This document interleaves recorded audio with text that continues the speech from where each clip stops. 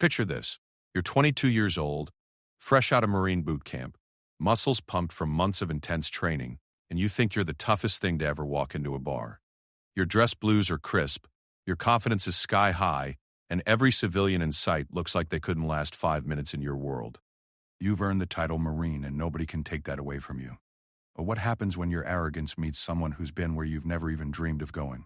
What happens when the quiet stranger you just insulted turns out to be the commander of the most elite fighting force on the planet?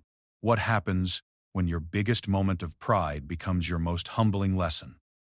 This is the true story of Marine Lance Corporal Jake Morrison, whose cocky attitude in a Norfolk bar led to an encounter that would reshape everything he thought he knew about strength, respect, and what it really means to serve. It's a story about the moment when swagger meets substance, when assumption crashes into reality, and when a young warrior discovers that sometimes the most powerful people in the room are the ones who never need to prove it. Some lessons can't be taught in boot camp. Some truths can only be learned when you're face to face with greatness and realize how much you still don't know. This is one of those stories. Lance Corporal Jake Morrison stepped through the doors of Murphy's Tavern with the kind of swagger that could only come from 3 months of fresh Marine training. The Norfolk, Virginia establishment was packed with the usual Friday night crowd, a mix of sailors from the nearby base, college students, and local workers looking to unwind after a long week. Jake's dress blue uniform was immaculate, every crease sharp enough to cut paper, every button polished to a mirror shine. He had earned the right to wear it, and tonight, he wanted everyone to know it. Jake was 22 years old, built like a linebacker, with broad shoulders and arms that strained against his uniform sleeves. His buzz cut was regulation perfect, and his posture screamed military discipline. He had graduated from Paris Island just 6 weeks ago, and the pride of earning the Eagle, Globe, and Anchor still burned bright in his chest. In his mind, he was part of the most elite fighting force in the world, and everyone else in that bar was just a civilian who would never understand what real toughness meant. The bar was dimly lit, with neon beer signs casting colorful shadows across warm wooden tables and cracked leather booths. The smell of fried food and stale beer hung in the air, mixed with cigarette smoke that drifted in from the back patio. A jukebox in the corner played classic rock, barely audible over the constant buzz of conversation and clinking glasses. Jake made his way to the bar, his combat boots clicking against the sticky floor with military precision. "Whiskey neat," Jake ordered from the bartender, a middle-aged man with tired eyes and calloused hands. The bartender nodded and poured the drink without comment, sliding it across the scarred wooden bar top. Jake picked up the glass and took a sip, enjoying the burn as it went down his throat. This was his celebration drink, his reward for making it through the toughest military training in the world. As Jake stood at the bar, he noticed the crowd around him, with the critical eye of someone who had been trained to assess potential threats. There were groups of sailors in their dress whites, looking clean and pressed, but somehow less intimidating than Jake felt in his Marine uniform. College kids clustered around high-top tables, laughing too loud and drinking too much. Construction workers and factory employees hunched over their beers, their hands rough and weathered but their bodies soft from years of civilian life. Jake felt superior to all of them. These people had never crawled through mud under live fire. They had never been broken down and built back up by drill instructors who could make grown men cry with just their words. They had never learned to kill with their bare hands or march 20 miles with a full pack in the scorching South Carolina heat. They were sheep, and he was a wolf among them. The feeling of superiority was intoxicating, more potent than the whiskey in his glass. Jake had grown up in a small town in Ohio where being tough meant getting into fights behind the school gymnasium and working summers at the local factory. He had been good at sports in high school, popular enough but never exceptional. Joining the Marines had changed all that. Now he was part of something bigger, something that commanded automatic respect and admiration. A group of college-age kids at a nearby table caught his attention. They were loud and obnoxious, clearly several drinks into their evening. One of them, a skinny kid with shaggy hair and expensive-looking watch, was bragging about his father's business connections and how he was going to graduate with an MBA and make more money than anyone else in the bar. His friends laughed and egged him on, raising their beer bottles in mock toasts to their friend's future success. Jake felt a surge of disgust. These kids had no idea what real accomplishment looked like. They thought success was measured in dollar signs and corner offices, but Jake knew better. Real success was earning the title Marine, proving you could handle anything the Corps threw at you, and knowing you belonged to an elite brotherhood that civilians could never understand. The college kid's voice got louder as he continued his boastful speech about internships and networking opportunities. "I mean, let's be honest," the kid slurred, gesturing wildly with his beer bottle. "Anyone can get a government job these days. Military, post office, DMV. It's all the same. Just show up, follow orders, collect a paycheck. No real skill required. The comment hit Jake like a slap across the face. His jaw tightened and his hand gripped his whiskey glass so hard his knuckles turned white. The kid had no idea what he was talking about, had never experienced real challenge or real accomplishment, and here he was dismissing the greatest achievement of Jake's life as if it were nothing more than a participation trophy. Jake drained his whiskey in one burning gulp and slammed the glass down on the bar harder than necessary. The bartender glanced over with a look of mild concern, but Jake was already moving toward the college kid's table. His training had taught him to assess threats and neutralize them quickly, and right now, this disrespectful civilian felt like a threat to everything Jake held sacred. The conversation at the table died as Jake approached. The college kids looked up at him with a mixture of curiosity and nervous tension. Jake's uniform, his bearing, and the expression on his face made it clear he wasn't coming over to make friends.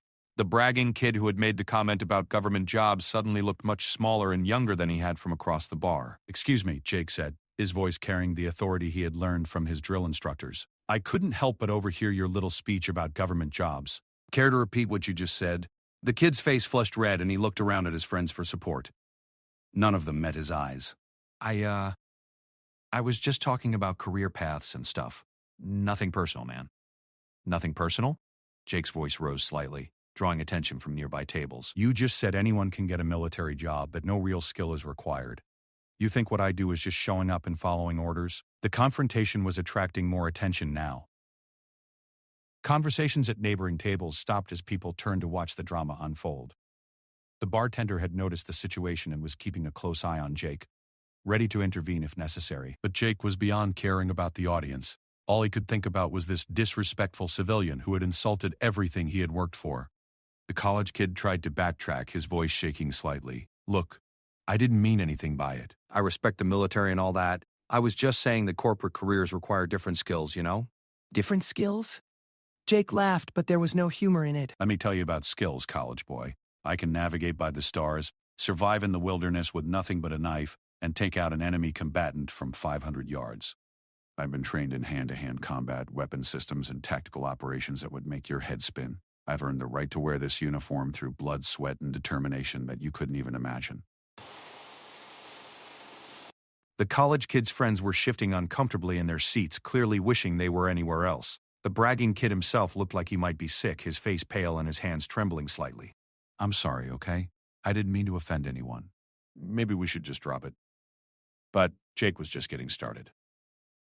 The months of pent-up pride and the burning need to prove himself to the world had found an outlet, and he wasn't about to let it go. This was his moment to show everyone in the bar what a real Marine looked like, what real toughness meant. He leaned in closer to the table, his presence intimidating and overwhelming. "You want to drop it just like that?" Jake's voice was low and menacing. "You insult everything I stand for, everything I've worked for, and then you want to just drop it? That's not how this works, kid. In my world, when you disrespect someone, there are consequences." The tension in the bar was thick enough to cut with a knife. Other patrons had stopped their conversations entirely to watch the confrontation unfold. Some looked excited at the prospect of a fight, while others appeared nervous about the potential violence. The bartender had moved closer, his hand hovering near the phone, ready to call for backup if needed. Jake could feel the adrenaline coursing through his veins, the same rush he had felt during combat training exercises at Paris Island. This was what he lived for, the moment when his training and toughness would be put to the test. He had been spoiling for a fight ever since graduating from boot camp, itching to prove that his Marine training made him superior to every civilian he encountered. The college kid was clearly terrified now, his youthful arrogance completely evaporated in the face of Jake's intimidating presence. "Please, man, I apologize. I was wrong to say that. Can't we just call it even?" Jake straightened up to his full height, towering over the seated college students. His chest puffed out with pride and barely contained aggression. "Even? You think an apology makes us even? You've got a lot to learn about respect, boy. Maybe it's time someone taught you a lesson about running your mouth when you don't know what you're talking about." The crowd around them had grown larger, forming a loose circle around the confrontation. Jake could feel their eyes on him, could sense their anticipation. This was his moment to shine, to show everyone what a Marine was capable of. He had trained for combat, had been molded into a warrior, and now he finally had a chance to demonstrate his superiority over the weak civilians who surrounded him. What Jake didn't notice in his tunnel vision focus on the college kids was the quiet man sitting alone at the far end of the bar. The man had been watching the confrontation unfold with the calm attention of someone who had seen many such displays of youthful aggression before. He was older than Jake, probably in his 40s, with graying hair and weathered hands wrapped around a beer bottle. His clothes were casual, unremarkable, the kind of outfit that would blend into any crowd without attracting attention. The quiet man had been listening to Jake's boasts and threats with a mixture of recognition and concern. He saw something familiar in the young Marine's desperate need to prove himself. The way Jake's pride had become a weapon he wielded against anyone who seemed to challenge his newfound identity. It was a phase many young warriors went through, a dangerous combination of legitimate skill and immature judgment that could lead to serious consequences if left unchecked. As Jake continued to intimidate the college students, his voice getting louder and more aggressive with each passing moment, the quiet man made a decision. He finished his beer in one long pull, left a $20 bill on the bar, and stood up. His movement was fluid and controlled, the kind of effortless grace that comes from decades of physical training and combat experience. He began walking toward the confrontation, his approach casual and unhurried, as if he were simply heading to the restroom or stepping outside for some fresh air. The quiet man approached the confrontation with the kind of measured confidence that Jake completely failed to notice. Jake was too focused on his verbal assault against the college students, too caught up in his own performance to pay attention to anything happening around the periphery of his tunnel vision. The crowd that had gathered was watching with rapt attention, some pulling out phones to record what looked like it might turn into a physical altercation. "Marine," the quiet man said in a calm, clear voice that cut through Jake's aggressive monologue like a blade through paper. Jake spun around, irritated at the interruption of his moment of glory. He expected to see another civilian trying to play peacekeeper, someone he could easily intimidate into backing down. Instead, he found himself face to face with a man who stood with the kind of relaxed readiness that Jake's training should have recognized as dangerous, but his arrogance prevented him from seeing. The man was average height, maybe 5'10", with a lean build that suggested functional strength rather than showy muscle. His hair was salt and pepper gray, cut short but not military regulation. His face was weathered and lined, with a kind of deep tan that came from years of outdoor work in harsh conditions. His eyes were what should have given Jake pause, pale blue, calm, and absolutely fearless. They were the eyes of someone who had seen real combat, real violence, and emerged from it with a quiet confidence that needed no external validation. "What do you want, old man?" Jake snapped, his adrenaline still pumping from the confrontation with the college kids. "This doesn't concern you. Mind your own business." The quiet man smiled slightly, expression that held no warmth but also no malice. "Actually, Marine, it does concern me. When I see a young warrior about to make a mistake that could ruin his career and his future, I consider that very much my business." Jake's eyes narrowed. There was something about the way this stranger said Marine that rubbed him wrong. It wasn't said with the reverence that civilians usually showed when they learned about his military service. Instead, it was said with a kind of familiarity that suggested this man knew exactly what being a Marine meant and wasn't particularly impressed by it. "My career is fine, thanks," Jake said with a sneer. "I don't need advice from some random civilian who doesn't know the first thing about military service." The quiet man's smile widened slightly, and Jake caught a glimpse of something that made his stomach flutter with unease. It was the same look his drill instructors had given him when he thought he was being clever but was actually walking into a trap of his own making. "Civilian?" the man repeated, his voice still calm and measured. "That's an interesting assumption, son." "Don't call me son," Jake shot back, his anger flaring. "I earned my rank. I'm Lance Corporal Morrison, United States Marine Corps, and I don't take orders from civilians." The crowd around them had gone completely silent now. Even the college kids who had started this whole confrontation were forgotten as everyone focused on the tension building between Jake and this mysterious stranger. The bartender had stopped pretending to clean glasses and was watching with the kind of intense attention that suggested he sensed something important was about to happen. The quiet man nodded slowly, as if Jake had just confirmed something he had suspected. "Lance Corporal Morrison. Fresh out of Paris Island, I'd guess. Probably your first duty station. Still got that new Marine smell on you." Jake's face flushed red with anger and embarrassment. How did this stranger know so much about him? And why did he say it like being a new Marine was something to be ashamed of instead of proud of? "What's it to you?" Jake demanded. "At least I had the guts to serve my country instead of sitting around in bars making smart comments." The quiet man chuckled, a sound that was somehow more intimidating than if he had shouted. "Guts to serve. That's good, son. Tell me, what do you think service means?" Jake was getting more frustrated by the second. This conversation wasn't going the way he had expected. The man wasn't backing down or showing the proper respect that Jake's uniform should have commanded. Instead, he was asking questions that Jake didn't want to answer, questions that made him feel like he was back in some kind of classroom being tested on material he hadn't studied.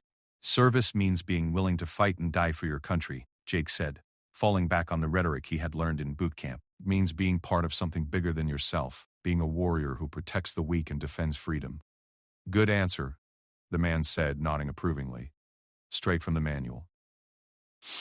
But here's a question for you, warrior. What happens when the weak you're supposed to protect are sitting right behind you, scared and intimidated by the very person who's supposed to be their protector? Jake glanced back at the college students, who were indeed looking scared and uncomfortable, but he quickly dismissed their fear as irrelevant. They disrespected the military. They disrespected everything I stand for. Sometimes people need to learn lessons about respect. Respect, the man repeated thoughtfully. Another good word. Tell me, Lance Corporal, what do you think earns respect? Is it the uniform you wear? The title you carry? The threats you make? Respect is earned through strength, Jake replied, his voice rising again. Through proving you're tougher than everyone else, through showing people what real training and discipline look like. The quiet man was silent for a long moment, studying Jake with those unsettling blue eyes. When he finally spoke, his voice was softer, almost gentle, but somehow that made his words more impactful than if he had shouted them. Son, I've been watching you for the past 20 minutes. I've seen you swagger into this bar like you own the place. I've heard you boast about your training and your toughness. I've watched you intimidate college kids who couldn't defend themselves against you if their lives depended on it. This is the book. It's about your training and your toughness. I've heard you boast about your training and your toughness. I've heard you boast about your training and your toughness. I've heard you boast about your training and your toughness. And you know what I haven't seen? Jake waited, his jaw clenched tight, knowing he wasn't going to like whatever came next. I haven't seen one single thing that would make me respect you. The words hit Jake like a physical blow. His mouth fell open in shock and outrage. No one had spoken to him like that since his drill instructors at Paris Island, and even they had been building him up while they tore him down. This stranger was just tearing him down, period. What the hell do you know about respect? Jake shouted, his careful control finally snapping completely. You're nothing. You're just some old man in a bar who never had the courage to serve his country. You don't know anything about what I've been through, what I've sacrificed, what I've earned. The crowd around them took an involuntary step back as Jake's voice echoed through the bar. His face was bright red, his hands clenched into fists at his sides. He looked like he was about to throw a punch, and everyone in the vicinity could sense the potential for violence hanging thick in the air. But the quiet man didn't flinch. He didn't step back or show any sign of fear or intimidation. Instead, he looked almost sad, as if Jake's outburst had confirmed something disappointing that he had hoped wouldn't be true.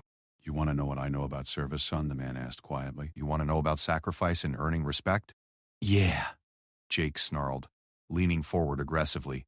Tell me, old man. Enlighten me about what a civilian knows about being a warrior. The quiet man reached into his back pocket and pulled out a worn leather wallet. He opened it slowly, deliberately, and removed something that he held out for Jake to see. It was a military ID card, but not just any military ID. Even from a few feet away, Jake could see the distinctive format and coloring that marked it as an active duty identification.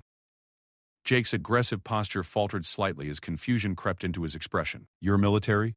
Navy, the man replied simply, sliding the ID back into his wallet. 26 years and counting. Jake's mind raced as he tried to process this information. Navy meant this man was technically on the same side as him, part of the same Department of Defense family, but it also meant he wasn't a Marine, which in Jake's mind still made him lesser, still made him someone who hadn't gone through the crucible of Marine Corps training. Navy, Jake said with a dismissive snort, his confidence returning. So you're a squid. That explains why you don't understand what being a real warrior means. You guys play sailor while we Marines do the real fighting. The reaction from the crowd was immediate and audible. Several people gasped, and Jake heard someone whisper, "Oh shit," under their breath. Even the college kids, despite their own fear, looked shocked at Jake's disrespectful comment. But Jake was too caught up in his own superiority to notice the crowd's reaction or the dangerous shift in the quiet man's expression. The man's calm facade didn't crack, but something cold and predatory flickered behind his pale blue eyes. Real fighting, he repeated slowly. Tell me, Lance Corporal, what do you know about real fighting? I know plenty, Jake boasted, his confidence fully restored now that he had established his superiority over this Navy sailor. I've been trained by the best military has to offer. Hand-to-hand combat, weapons training, tactical operations. I can kill a man with my bare hands. Can you now? The man asked, his tone almost conversational. How many men have you killed, Marine? Jake's mouth opened and closed like a fish out of water. The honest answer was 0. He had never been in combat, had never even been deployed overseas. His only experience with violence had been the controlled training exercises at Paris Island and the martial arts classes that were part of his basic military education. That's not the point, Jake said defensively. The point is, I've been trained to do it. I have the skills and the mindset. I'm a Marine. You keep saying that, the man observed. Like it's some kind of magic word that makes you special. But here's what I see when I look at you, son. I see a boy wearing a man's uniform. I see someone so insecure about his own worth that he has to intimidate college kids to feel important. I see a warrior in training who thinks finishing boot camp makes him a finished product. Jake's anger was building again, but now it was mixed with something else. Doubt. This man's words were hitting too close to home, striking at insecurities that Jake had buried deep beneath layers of Marine Corps pride and bravado. You don't know me, Jake said. But his voice lacked the conviction it had carried earlier. You don't know what I've been through. I know more than you think, the man replied. I know you're from a small town where being tough meant being the biggest fish in a very small pond. I know you joined the Marines to prove something to yourself and everyone else. I know you're so desperate for respect that you're willing to bully civilians to get it. And I know you're about 30 seconds away from making the biggest mistake of your military career. The accuracy of the man's assessment was terrifying. Jake felt exposed. Like the stranger could see right through all his carefully constructed armor, straight to the scared, insecure young man underneath. But instead of taking the man's words as the warning they were meant to be, Jake's pride kicked in and pushed him toward the very mistake he was being warned about. Biggest mistake of my career? Jake laughed harshly. The only mistake I'm making is wasting my time talking to some broken-down old sailor who thinks he can lecture me about being a warrior. Maybe you need a reminder about which branch of service produces real fighters. Jake took a step closer to the man, his hands clenched into fists, his body language screaming aggression and threat. The crowd around them tensed, sensing that the verbal confrontation was about to turn physical. The bartender's hand moved toward the phone, ready to call the police if necessary. But the quiet man just stood there, relaxed and ready, watching Jake approach with the kind of calm attention that a professional fighter gives to an amateur who's about to embarrass himself. There was no fear in his eyes, no tension in his body, just a quiet confidence that spoke of experience Jake couldn't even imagine. The moment stretched like a rubber band about to snap. Jake stood there with his fists clenched, his whole body coiled for a fight that every instinct told him he needed to win. The quiet Navy man remained perfectly still, but there was something in his posture that reminded Jake of a coiled spring relaxed on the surface but ready to explode into action at the first sign of aggression. Last chance, son, the man said quietly, his voice carrying just enough authority to make Jake hesitate, walk away. Go back to your base. Sleep off whatever it is that's eating at you. Don't let your pride write a check your future can't cash. But Jake was too far gone, too committed to his course of action to back down now. In his mind, backing down would be admitting weakness. Admitting that this old sailor was somehow superior to him. That was unacceptable. Everything Jake believed about himself, everything he had built his new identity on, depended on proving his superiority in this moment. I don't take orders from squids. Jake snarled, taking another step forward. Maybe it's time someone taught you about the Marine Corps food chain. The man sighed deeply, a sound filled with disappointment and resignation. Okay, Marine, but before you do something that can't be undone, let me ask you one more question. Do you know what DEDHERU is? Jake paused, thrown off by the unexpected question. What? DevGru, the man repeated patiently. Development Group, also known by some other names. SEAL Team 6. Naval Special Warfare Development Group. Ring any bells? A cold chill ran down Jake's spine, but he pushed it away. Everyone had heard of SEAL Team 6, the elite Navy unit that had taken out Osama bin Laden. But this couldn't be what the man was implying. SEAL Team 6 operators were legendary warriors, the most elite soldiers on the planet. They didn't sit alone in Norfolk bars, drinking beer and getting into arguments with drunk Marines. Yeah, I've heard of them, Jake said, forcing a laugh. What's your point? You gonna tell me you're a SEAL now? Right after you told me you were just Navy?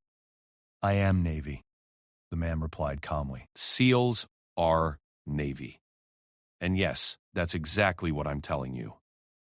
Jake stared at him, searching his face for any sign that this was some kind of joke or bluff. But the man's expression was completely serious, completely calm. There was no boasting in his voice, no attempt to intimidate or impress. He had stated it as simply as someone might mention their job at an office or their hometown. Bullshit, Jake said, but there was less conviction in his voice now. You don't look like a SEAL. You're too old, too ordinary. SEALs are supposed to be these huge muscular guys who look like action heroes. The man chuckled, and for the first time since the confrontation began, there was genuine amusement in his voice.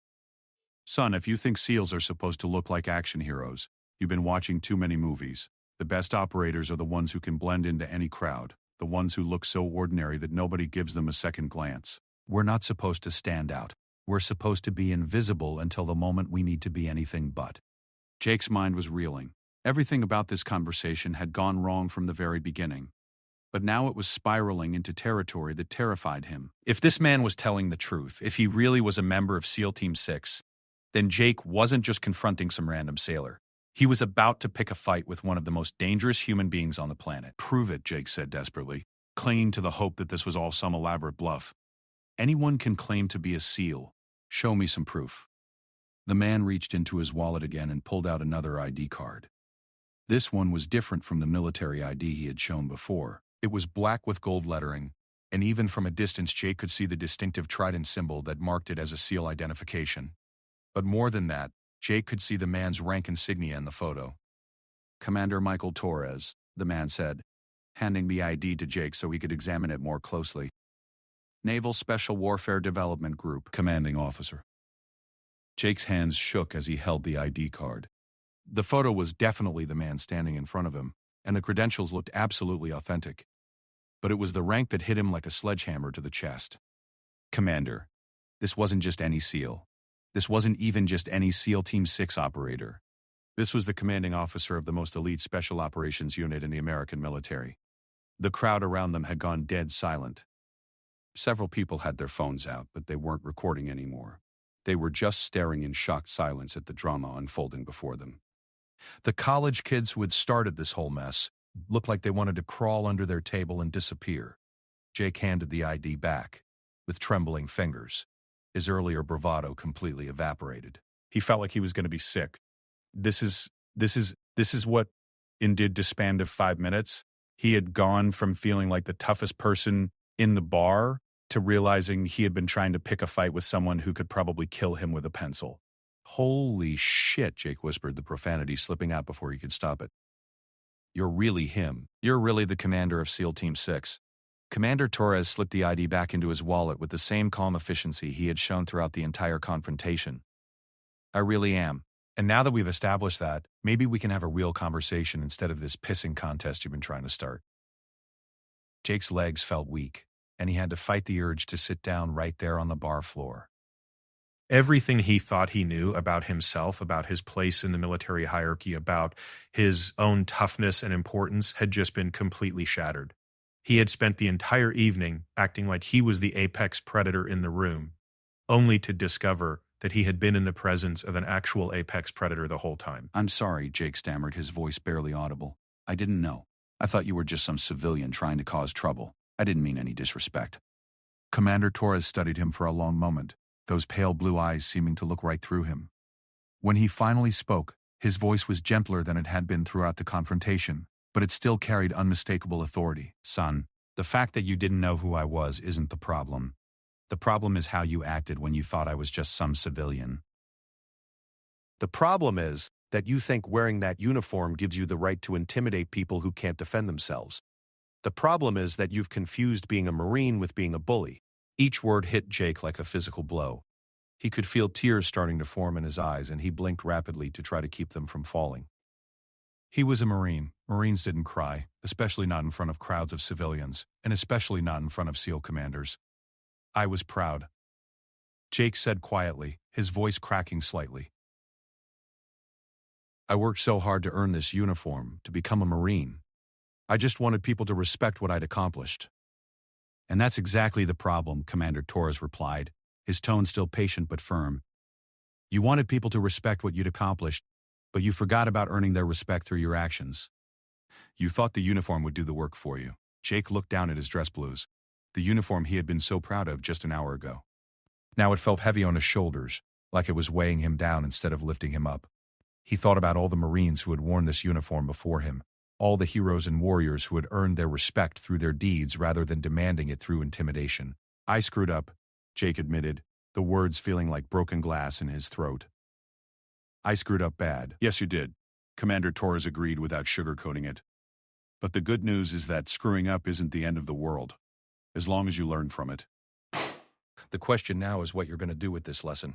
Jake looked around at the crowd that was still watching them, at the college kids who were still sitting at their table looking shaken, at the bartender who was still keeping a careful eye on the situation. He had made a spectacle of himself, had embarrassed his uniform and his service, and now everyone in this bar would remember the young Marine who thought he was tough until he met a real warrior. What should I do? Jake asked, his voice small and uncertain. All his earlier confidence was gone, replaced by a genuine desire to understand how to fix the mess he had created. Commander Torres was quiet for a moment, considering his answer.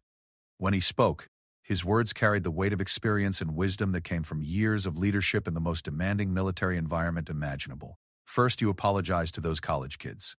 Not because they were right about military service, because they weren't, but because you let your pride turn you into exactly the kind of person who gives military personnel a bad name. You scared them, intimidated them, and made them feel unsafe, and that's not what Marines are supposed to do. Jake nodded, knowing that the commander was absolutely right, but dreading the humiliation of having to apologize in front of the entire bar. Second, Torres continued, you take a long, hard look at why you felt the need to prove yourself to a bunch of strangers in a bar. Being a Marine is about service, not about being served. It's about protecting people, not intimidating them. It's about being humble enough to know that earning the uniform is just the beginning, not the end. And third, Jake asked, sensing there was more coming. Commander Torres smiled, and this time there was warmth in it, the kind of expression a mentor might give to a student who was finally starting to understand an important lesson. Third, you remember this night for the rest of your career. Every time you feel that pride starting to turn into arrogance, every time you catch yourself thinking you're better than the people around you just because of what you've accomplished, you remember how it felt to realize you still had so much to learn. You use that feeling to keep yourself humble and focused on what really matters. Jake felt something shift inside him, a fundamental change in how he saw himself and his place in the world. The crushing weight of his embarrassment was still there, but underneath it was something else: gratitude. This man, this legendary warrior, had taken the time to teach him something invaluable, instead of just humiliating him and walking away. Why? Jake asked.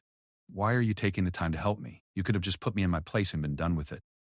Commander Torres was quiet for a moment, his eyes distant as if he were remembering something from long ago. Because 25 years ago, I was a young sailor who thought I was hot shit because I'd made it through basic training. I was cocky and arrogant and convinced that everyone around me was inferior. And I was lucky enough to have a senior chief who cared enough about my future to knock me down a few pegs before I did something that would have ended my career before it really started. This is you paying it forward, Jake realized. This is me hoping that 25 years from now you'll be the one talking some other young warrior out of making the same mistakes we all want to make when we're young and stupid and think we have all the answers. The weight of that responsibility settled on Jake's shoulders like a mantle. Someday, if he learned from this experience and grew into the kind of Marine he was supposed to be, he might be in a position to help another young service member avoid the trap of letting pride become their downfall. Jake took a deep breath and turned toward the table where the college students were still sitting in stunned silence. The walk across the bar felt like the longest journey of his life, with every eye in the place following his movement. His dress blues, which had made him feel so powerful and important just an hour earlier, now felt like a costume he wasn't worthy of wearing.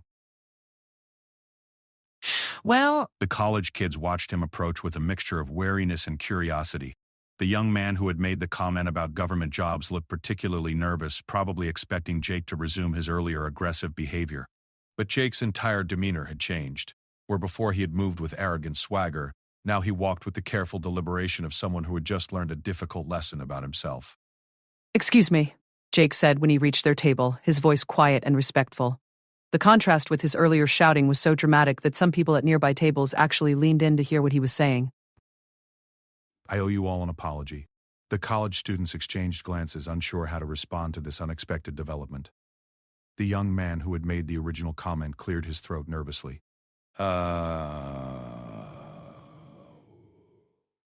Okay. Thanks, I guess. No, Jake said, shaking his head. Not just, thanks, I guess. I owe you a real apology. What I did was wrong. You were having a private conversation with your friends. And even if I disagreed with what you said, I had no right to intimidate you or make you feel threatened. That's not what being a Marine is supposed to be about. The sincerity in Jake's voice was unmistakable. This wasn't a grudging apology given under duress, but a genuine expression of regret from someone who had recognized his own mistakes. The college student's expression softened slightly, and some of the tension left his shoulders. I appreciate that, the young man said, his voice steadier now. And for what it's worth, I was talking out of my ass about military service. I don't really know anything about what you guys go through. I was just trying to sound important in front of my friends. Jake nodded, understanding that feeling all too well. We were both trying to prove something we shouldn't have needed to prove. The difference is, I'm supposed to be trained to handle situations better than I did tonight. One of the other college students, a young woman who had been silent throughout the earlier confrontation, spoke up. Thank you for apologizing. It takes courage to admit when you're wrong, especially in front of all these people. The comment hit Jake harder than any insult could have. Here was this civilian, someone he had dismissed as weak and unworthy of respect, showing him more grace and understanding than he had shown anyone else all evening. It was another reminder of how backwards his thinking had been, how much he still had to learn about what strength really looked like. Thank you, Jake replied. That means more than you know. He started to turn away, but the young man who had made the original comment called out to him. Hey, Marine. For what it's worth, I do respect what you guys do. I may not understand it, and I may have said something stupid, but I know it takes guts to serve. I'm sorry if what I said hurt your feelings. Jake stopped and looked back at the table. These college kids who he had written off as spoiled and soft were showing him the kind of maturity and grace that he himself had failed to display. It was a humbling realization that drove home just how much growing up he still had to do. No hard feelings, Jake said, meaning it. Enjoy the rest of your evening. As he walked back toward the bar, Jake could feel the weight of every gaze in the place. But now, instead of feeling like they were judging him negatively, he sensed something different in their attention. There was respect there, the kind of respect that came from watching someone take responsibility for their mistakes and try to make things right. Commander Torres was still standing where Jake had left him, but now he was holding 2 bottles of beer. He handed one to Jake as he approached, a gesture that felt like an olive branch and an invitation to continue their conversation on more equal footing. That was well done, Torres said simply. Harder to do than throwing a punch, but a lot more impressive. Jake accepted the beer gratefully, his throat dry from the emotional intensity of the past hour. It doesn't feel impressive. It feels like I made a fool of myself and then had to clean up my own mess. That's exactly what it was, Torres agreed with a slight smile. But the fact that you recognize that and the fact that you were willing to clean up your mess, that's what separates a warrior from a bully. They stood in comfortable silence for a moment, sipping their beers and watching the bar slowly return to its normal Friday night atmosphere. The crowd that had gathered to watch the confrontation had dispersed, conversations had resumed, and the tension that had filled the air was gradually dissipating. Can I ask you something? Jake said eventually. Shoot. How did you know? How did you know I was about to screw up my career before I even knew it myself? Commander Torres set his beer down on the bar and turned to face Jake fully. Because I've seen it before. Hell, I've lived it before. Every young warrior goes through a phase where they think their training and their accomplishments make them special, make them better than everyone else. It's a natural part of the process, but it's also dangerous. Dangerous how? Dangerous because it can turn you into the very thing you're supposed to be protecting people from, Torres explained. Military training gives you skills and confidence, and that's good. But if you let those things turn into arrogance and contempt for civilians, you become a threat instead of a protector. You become someone who uses their strength to intimidate rather than to defend. Jake nodded slowly, beginning to understand the deeper implications of what Torres was saying. So what changed for you? How did you get past that phase? Torres was quiet for a long moment, his eyes distant as he remembered his own journey from cocky young sailor to seasoned leader. I had a senior chief, like I mentioned. Guy named Rodriguez. Tough as nails, been through 3 deployments, earned more decorations than I could count. And one night, in a bar not too different from this one, he watched me pick a fight with a bunch of construction workers who were talking trash about the Navy. What happened? He let me win the fight, Torres said with a rueful smile. Let me think I was hot shit for beating up a bunch of tired working men who'd had too much to drink. Then he pulled me aside and asked me a question that changed everything. What was the question? He asked me what I thought my mother would say if she could see me using the training the Navy had given me to beat up civilians who posed no threat to anyone. Torres took another sip of his beer. That hit me like a lightning bolt. I realized that instead of becoming the kind of man my family could be proud of, I was becoming exactly the opposite. Jake felt a chill run down his spine as he imagined his own mother watching his behavior tonight. She had been so proud when he graduated from boot camp, so excited to see him in his dress blues. What would she think if she had seen him bullying college students and acting like a thug?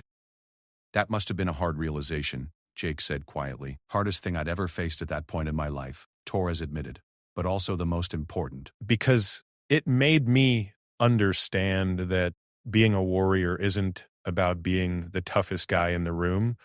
It's about being strong enough to protect those who can't protect themselves, disciplined enough to use your training responsibly, and humble enough to know that your rank and your skills don't make you better than anyone else. How do you keep that perspective, Jake asked. How do you keep from letting success and accomplishment go to your head? Torres smiled, and this time there was genuine warmth in his expression. You want to know the secret? You surround yourself with people who are better than you. Every day I work with operators who are smarter, tougher, more skilled, or more experienced than I am in various ways. It's impossible to get too full of yourself when you're constantly being challenged and pushed by people who refuse to let you coast on your past achievements. That makes sense, Jake said, thinking about his own situation. He had been the star recruit in his boot camp platoon, had excelled in every training exercise, had graduated at the top of his class, but instead of using those achievements as motivation to keep improving, he had let them convince him that he was already finished growing. The other thing, Torres continued, is to remember why you joined in the first place. Not the glory, not the respect, not the cool uniform. The real reason. The desire to serve something bigger than yourself. When you keep that front and center, it's harder to let ego take over. Jake thought back to his recruiting station interview, to the moment when he had first decided to become a Marine. It hadn't been about wanting to intimidate people or prove his toughness. It had been about wanting to be part of something important, wanting to serve his country and protect the people he cared about. Somehow, in the months since boot camp, that original motivation had gotten buried under layers of pride and insecurity. I think I lost sight of that, Jake admitted. I got so focused on what being a Marine meant for me that I forgot about what it was supposed to mean for everyone else. That's normal, Torres said reassuringly. The important thing is recognizing it and correcting course. You're young, you've got time to grow into the kind of Marine you want to be. Tonight doesn't have to define your career, as long as you learn from it. Jake looked around the bar one more time, taking in the scene that had been the backdrop for one of the most important lessons of his life. The college students were laughing and talking again.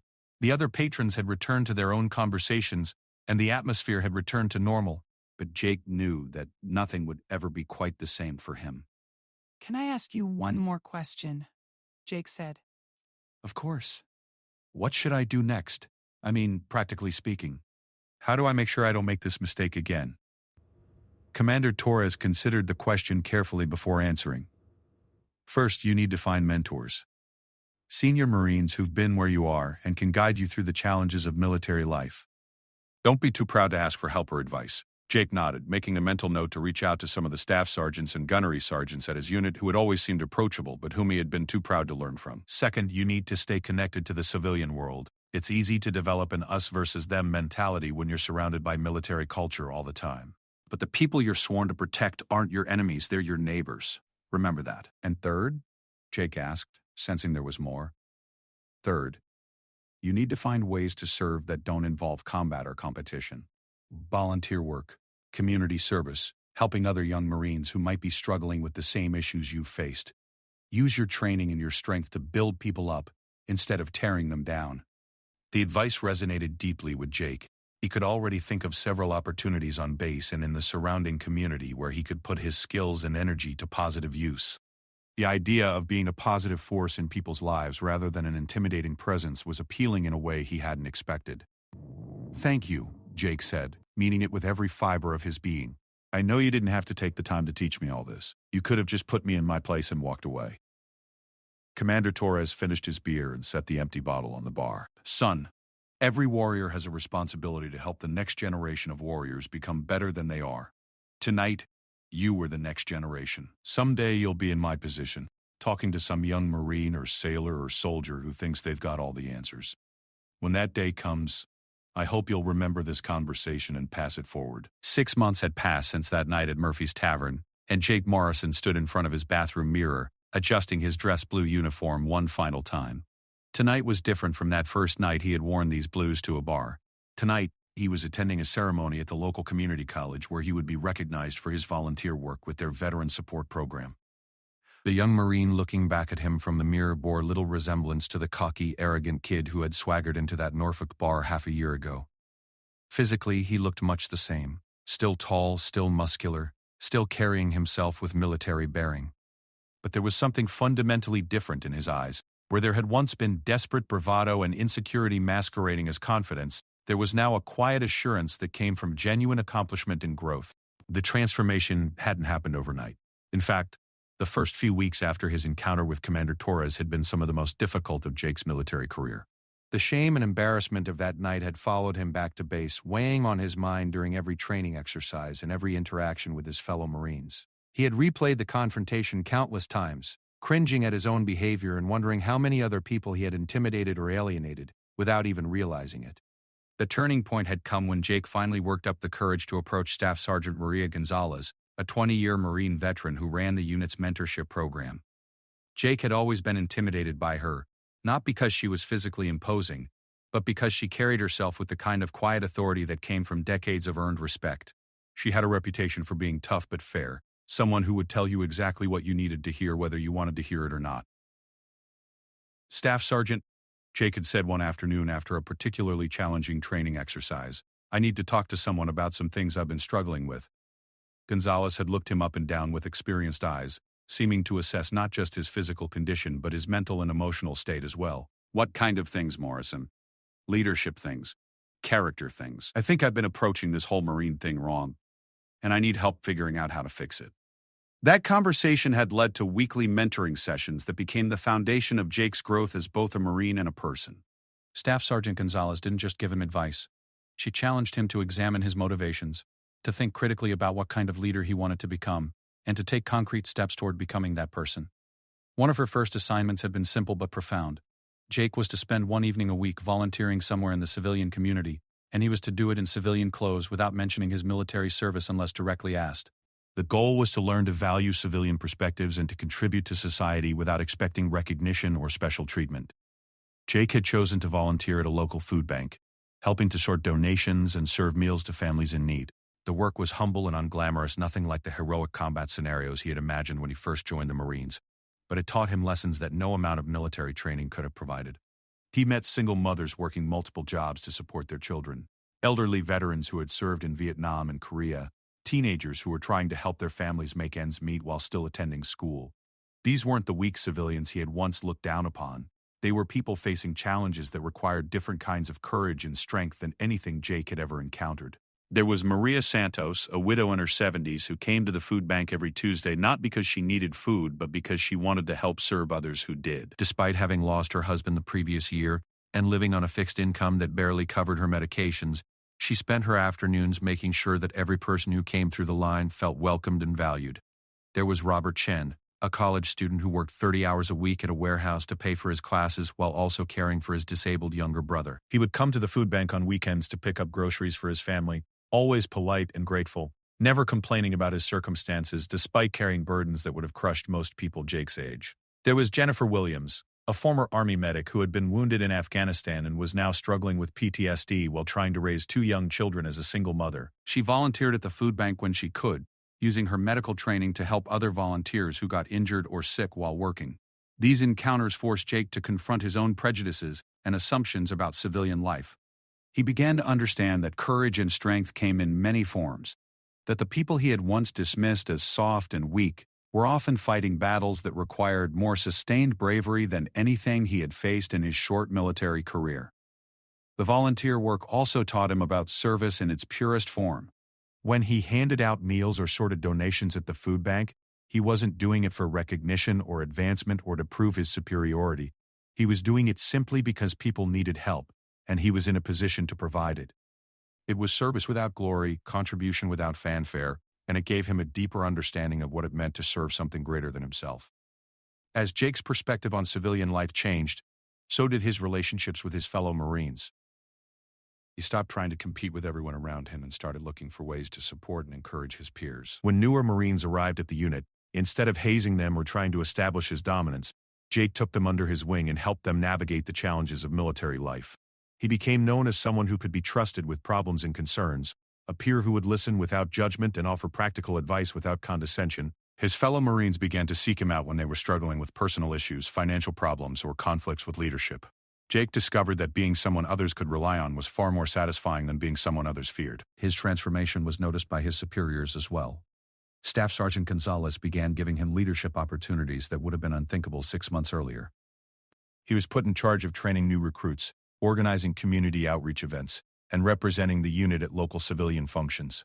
Each new responsibility taught him more about what real leadership looked like, not domination or intimidation, but inspiration and service. The most significant test of Jake's growth came 4 months after his encounter with Commander Torres. He was at another bar, this time with a group of fellow Marines celebrating a successful training exercise. The atmosphere was relaxed and friendly, with Marines from different units mingling and sharing stories about their experiences. Jake was engaged in conversation with a Navy corpsman who had just returned from a deployment to the Middle East when he overheard a familiar sound from across the bar. A young Marine, probably fresh out of boot camp just like Jake had been, was loudly berating a group of college students who had apparently made some comment about military spending that the Marine found offensive. The scene was almost identical to Jake's own confrontation 6 months earlier. The young Marine was standing over the college students in an intimidating manner, his voice raised, his body language aggressive. The civilians looked scared and uncomfortable, clearly regretting whatever comment had sparked the confrontation. Other patrons were starting to notice the disturbance, and Jake could see the bartender reaching for his phone.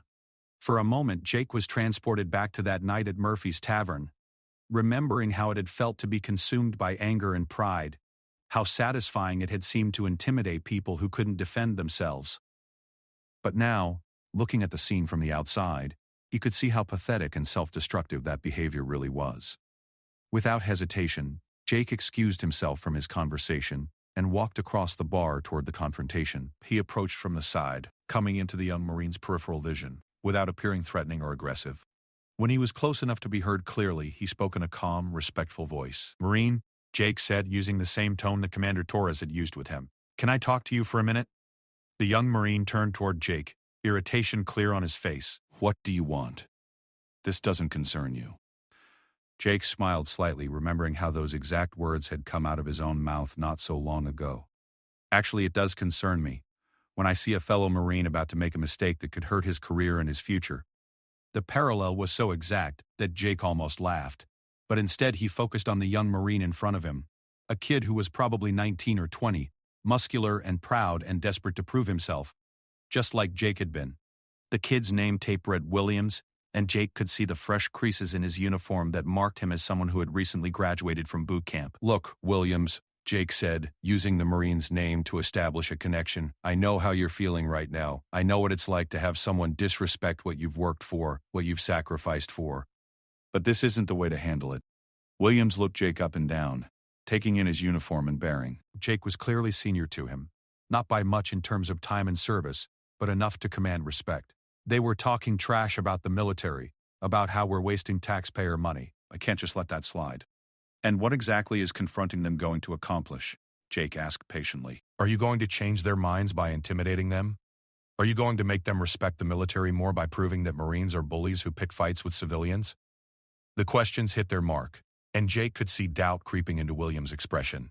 The young Marine looked back at the college students, who were still sitting at their table looking uncomfortable and frightened, then back at Jake. "They need to understand," Williams said, but his voice lacked the conviction it had carried moments earlier. "Understand what?" Jake pressed. "That you're tough? That you can hurt them if you want to? They already understand that. What they don't understand is why a Marine would use his training to intimidate people who were supposed to be under his protection." Williams was quiet for a moment, processing Jake's words. Jake could see the internal struggle playing out on the young Marine's face, The same struggle between pride and wisdom that Jake himself had experienced months earlier. What should I do then? Williams asked finally. Just let them talk trash about us? You should remember that you're a United States Marine, Jake said firmly. You should remember that your job is to protect American citizens, not to punish them for having opinions you don't like. You should remember that every time you put on that uniform, you're representing every Marine who came before you and every Marine who will come after you. The words seemed to have a profound impact on Williams. His aggressive posture relaxed slightly, and Jake could see some of the anger leaving his eyes. But Jake wasn't finished yet. More than that, Jake continued, you should remember that being strong doesn't mean making other people feel weak. Being a warrior doesn't mean being a bully. The strongest thing you can do right now is walk away, go back to your friends, and let those college kids enjoy their evening. Williams looked at the college students one more time, then back at Jake. You really think that's the right thing to do? I know it is, Jake said with certainty, because 6 months ago I was standing exactly where you are now, about to make exactly the same mistake you're thinking about making. And if someone hadn't taken the time to talk me out of it, I probably wouldn't be wearing this uniform anymore. The admission seemed to surprise Williams. You were in this situation before? Almost identical situation, Jake confirmed. And I was lucky enough to meet someone who cared enough about my future to help me see that I was about to throw it away. Now I'm trying to pass that favor forward. Williams was quiet for a long moment, clearly weighing his options. Finally, he took a deep breath and nodded. Okay. You're right. This isn't worth it. Good man, Jake said, clapping Williams on the shoulder. Now go apologize to those college kids, then come back and I'll buy you a drink and tell you about some of the lessons I've learned about what it really means to be a Marine. Williams did exactly that, walking over to the college students and offering a sincere apology for his behavior. The civilians accepted graciously, and the tension in the bar immediately dissipated. Williams then returned to where Jake was standing, looking somewhat embarrassed but also relieved. True to his word, Jake bought Williams a beer and spent the next hour sharing some of the wisdom that Staff Sergeant Gonzalez and Commander Torres had passed on to him. He talked about the importance of mentorship, the value of service without recognition, and the difference between being strong and being threatening. Williams listened intently, asking thoughtful questions and clearly taking the lessons to heart. By the end of the evening, Jake felt something he had never experienced before, the deep satisfaction that came from using his strength and experience to build someone up rather than tear them down. He had prevented a young Marine from making a career-ending mistake, had helped defuse a potentially dangerous situation, and had begun what he hoped would be a mentoring relationship that would help Williams grow into the kind of Marine the Corps needed. Now, 6 months later, standing in front of his mirror preparing for the community college ceremony, Jake thought about how much had changed since that night at Murphy's Tavern. He had learned that true strength came not from dominating others but from lifting them up. He had discovered that real respect was earned through service and humility, not demanded through intimidation and aggression. He had found that the most important battles were often fought not against external enemies, but against the worst impulses within himself. The ceremony that evening went beautifully. Jake was recognized along with several other service members for their contributions to the Veteran Support Program at the college. He gave a brief speech about the importance of bridging the gap between military and civilian communities, emphasizing that both sides had valuable lessons to offer each other. After the ceremony, as Jake was mingling with the other attendees, he felt a tap on his shoulder. He turned around to find Commander Torres standing behind him, wearing civilian clothes but still carrying himself with unmistakable military bearing. Well, well, Torres said with a warm smile. Look what we have here. Lance Corporal Morrison, community leader and role model. I have to say, this is not exactly where I expected our story to end, when I met you in that bar 6 months ago. Jake's face broke into a genuine grin as he shook Torres's hand. Commander Torres, what are you doing here? My daughter attends this school. Torres explained. She's in their nursing program. When I saw your name in the program, I had to stick around to see how you turned out. I have to say I'm impressed. The two men talked for several more minutes, with Jake updating Torres on his volunteer work, his mentoring relationships, and his plans for his military career. Torres listened with the satisfaction of a teacher watching a former student succeed beyond all expectations. I'm proud of you, son, Torres said finally. Not just because you turned your life around, but because you're using what you learned to help others. That's what real leadership looks like. As Jake drove home that evening, he reflected on the long journey from that humiliating night at Murphy's Tavern to this moment of recognition and accomplishment. He thought about all the people who had helped him along the way: Staff Sergeant Gonzalez, the volunteers at the food bank, Marine Williams, and of course Commander Torres himself. But most of all, he thought about the lesson that had started it all, that being a warrior wasn't about being the toughest person in the room, but about being strong enough to protect those who couldn't protect themselves, disciplined enough to use your training responsibly, and humble enough to keep learning and growing no matter how much you had already accomplished.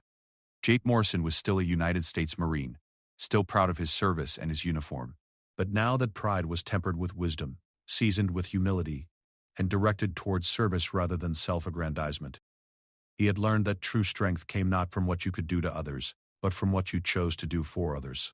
And someday, when he encountered another young warrior who thought they had all the answers, Jake would be ready to pass those lessons forward just as Commander Torres had done for him in a Norfolk bar on a Friday night that changed everything.